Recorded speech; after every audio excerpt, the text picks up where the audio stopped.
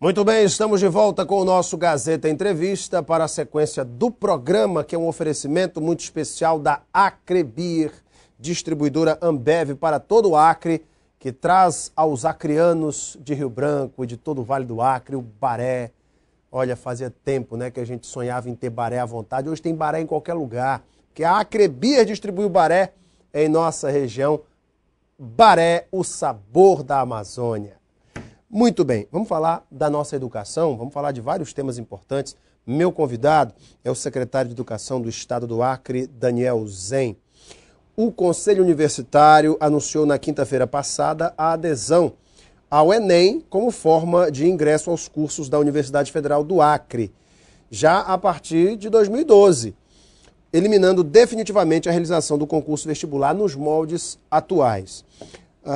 Obviamente que há uma repercussão, alguns grupos não concordam com a utilização do Enem, mas esse é um processo irreversível. O Brasil inteiro passa por uma transição e as universidades federais estão se adequando a seu tempo em colocar o Enem como o seu vestibular. Não é isso mesmo, secretário Daniel Zen? Boa noite. Boa noite, Alain. Tudo bem? É isso mesmo. Eu acho que é um caminho sem volta.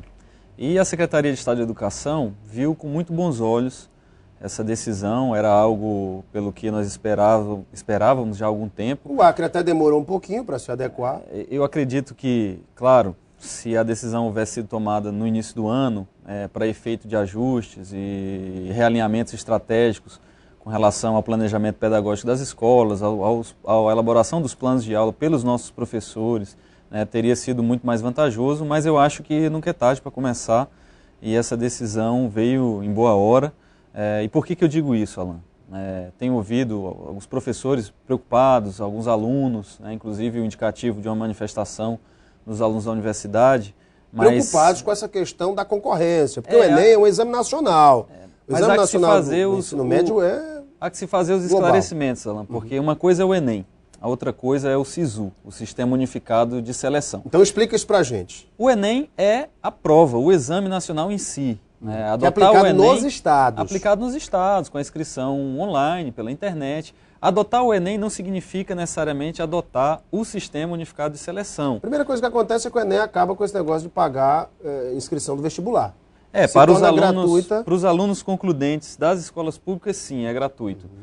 Para demais alunos da rede particular ou aqueles que não comprovarem a situação socioeconômica compatível com o que é exigido pelo Enem, há que se pagar sim a inscrição. A taxa de inscrição é de R$35. Mas como eu falava, Alain, o Enem é distinto do SISU. Então, ao adotar o Enem, a Universidade Federal do Acre, eu acredito que acertadamente, não adotou o SISU. Os critérios de seleção a partir das notas obtidas pelo aluno no Enem ainda vão ser divulgados pela universidade. Então, eu acho que algumas pessoas têm um pouco de confusão a respeito dessas informações. Por exemplo, eu já ouvi gente dizendo, mas aquele que concorreu lá no Rio Grande do Sul pode tomar a minha vaga aqui. Por enquanto, não tem que se preocupar com isso. Enquanto a universidade não divulgar quais são os critérios de seleção, nota de corte e tudo mais que vai ser considerado a partir da realização do Enem pelos alunos, não há que se falar nisso, pelo menos por enquanto. Então, Ou seja, por enquanto só passa na UFAC quem fizer a prova do Enem aqui. Inicialmente. Em princípio, sim, mas a universidade é que vai dizer quais são esses critérios, a única decisão tomada, por enquanto, ao que ficou divulgado de público, e eu pude conversar com algumas pessoas da administração superior da universidade, vice-reitor, o professor Pascoal, os pró-reitores. Essa é a tendência. A decisão é tão somente, por enquanto, de adotar o exame. E aí, por que eu digo que isso é uma boa decisão?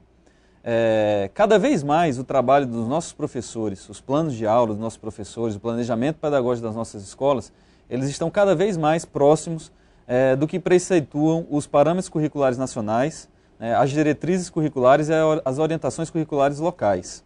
Isso é muito bom por quê? Porque a matriz de avaliação do Enem, ela já dialoga, já há uma convergência da matriz de avaliação do Enem, dos seus descritores, são aqueles critérios utilizados para a elaboração das questões, com essas matrizes de habilidades e competências descritas nos parâmetros nas diretrizes curriculares.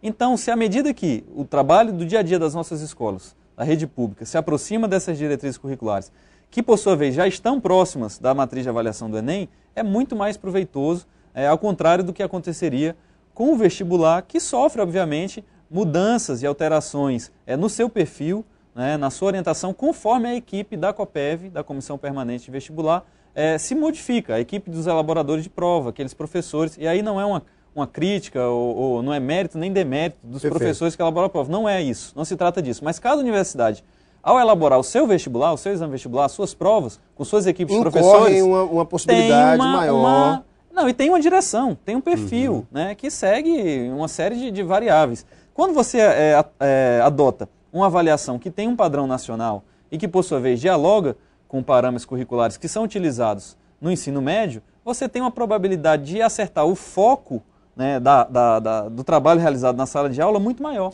A professora Olinda... a chance de sucesso dos nossos alunos ao realizar o Enem e ter um bom desempenho no Enem é muito maior do que ao se submeter a um exame vestibular, não só da universidade, de qualquer outra universidade. O Daniel, a professora Olinda, em declarações à imprensa, eu até anotei uma declaração dela que eu achei muito interessante e curiosa. Eu gostaria que você comentasse a respeito disso. Ela diz o seguinte, ó: se não for uma experiência positiva, ela se refere ao Enem, é possível que o vestibular volte a acontecer nos próximos anos. Eu te pergunto, é um processo que pode ser revertido se não for uma experiência positiva, como disse a reitora?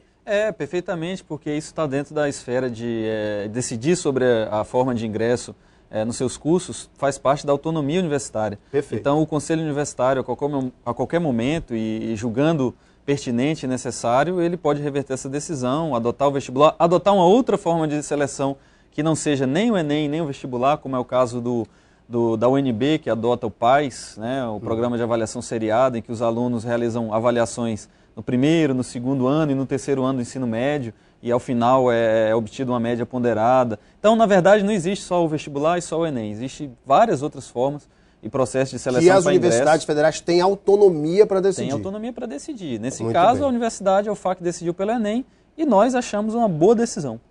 O Enem é mais seguro contra fraudes, meu caro Daniel Zen? Acredito que sim, Alan. Mesmo tendo havido problemas, né, em alguns anos anteriores... Problemas seríssimos. Mas vale dizer, nenhum outro país do mundo tem uma avaliação de alunos da envergadura do Enem, com a quantidade de alunos que se submetem, com um país de dimensões continentais como o Brasil. Então, problemas acontecem, ocorrem, mas o Enem é tão pioneiro quanto por exemplo, o uso da urna eletrônica no Brasil.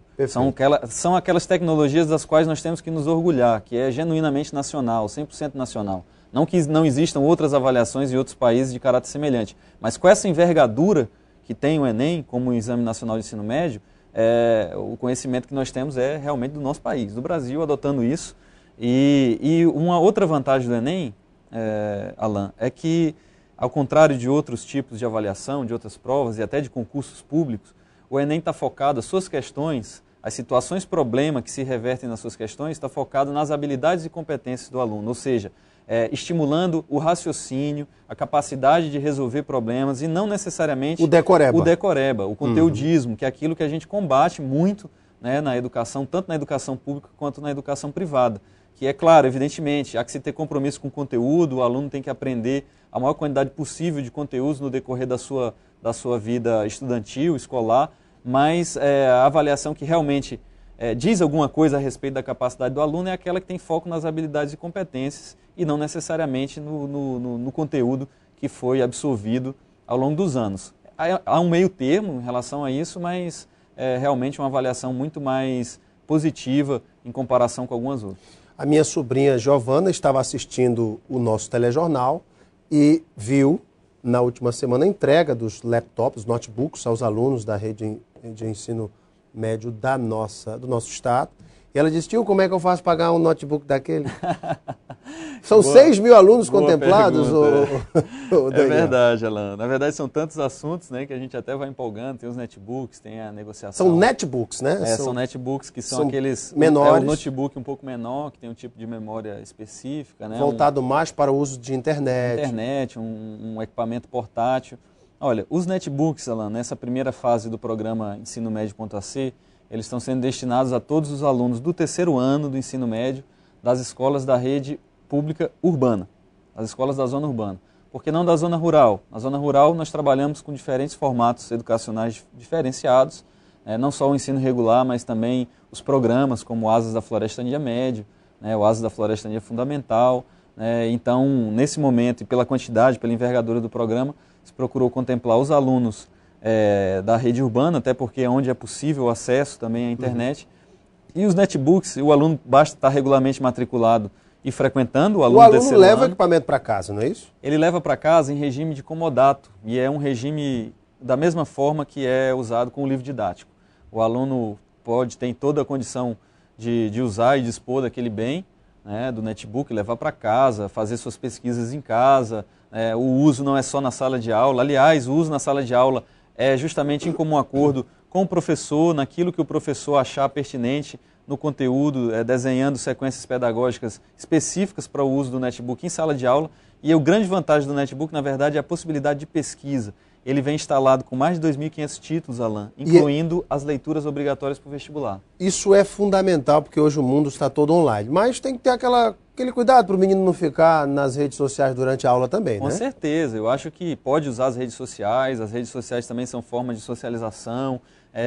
Que bom que se os alunos puderem montar comunidades da escola, comunidades voltadas para os temas que estão sendo estudados, conhecer, estabelecer novas amizades também através da internet. Mas não só isso, pode ser usado com isso também, mas a gente sempre recomenda que atendam sempre aos professores, tenham sempre a orientação que o professor vai dar, porque o netbook, além dos títulos, além dos 2.500 títulos de literatura, livros paradidáticos que estão instalados na memória da máquina, ou seja, não ser talvez nem... É um netbook pedagógico, já com conteúdo instalado. Ele tem vídeos da TV Escola, ele tem programas que podem ser utilizados por professores das diferentes disciplinas para auxiliar na aprendizagem do conteúdo, exercícios, simulações. Esse ano, no segundo semestre, nós lançamos também, junto com o pré-vestibular, cujas atividades começaram há aproximadamente 3 semanas, junto com esse pré-vestibular do ensino médio inovador, a gente lança também o desafio online, que é a possibilidade que os alunos podem realizar seus simulados de forma virtual. Os professores vão poder cadastrar as questões. Olha só.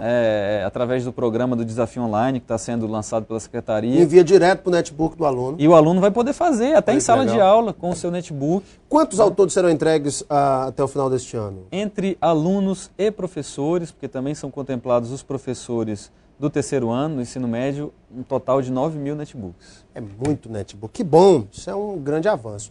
Daniel, nosso tempo já está estourado. Obrigado pela tua vinda ao programa. Eu que agradeço, Alain. Sempre um prazer estar aqui contigo. Prazer é todo meu, viu? A gente estava lembrando dos linguajares antigos da nossa época de colégio. Menino, rapaz, deixa de ser peba, lebra. Flau, é o novo. Lebrel. Lebrel. Obrigado, Daniel. Prazer ter você aqui. Para vocês de casa, muito obrigado pela sua audiência e o seu carinho. Um beijo imenso a todos. Fiquem com Deus no coração e até amanhã.